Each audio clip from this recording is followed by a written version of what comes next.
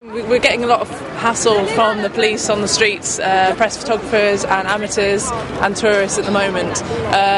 This has been happening over a period of years with the terrorism legislation, specifically Section 44, and we're finding that we're being stopped and searched randomly on the street, and that's affecting our ability to work. I myself was stopped last year covering a traveller wedding. I was stopped for 45 minutes, told I could have been in hostile reconnaissance.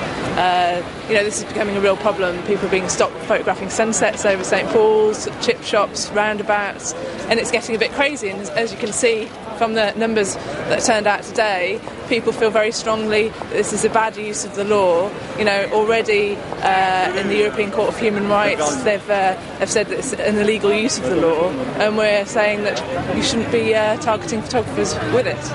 I'm here to protest about the draconian laws on photography in public by the police. What message are you sending out right now? What message am I sending out?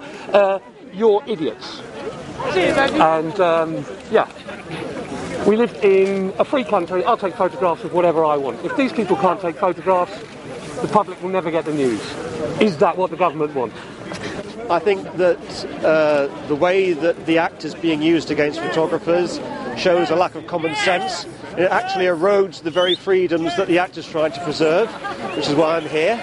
So what we're calling for is a return to common sense and a restoration of trust between the police and the public. At the moment, that trust is being chipped away by the misuse of this sort of power.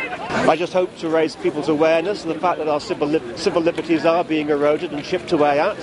And I just want people to encourage other people to ask the police to show common sense and not to show the kind of distorted values that are currently being shown. Yes, I've been stopped many times, at least 8 times in the past 2 or 3 years. All of that's taken place in the City of London when I've been photographing buildings from a public space.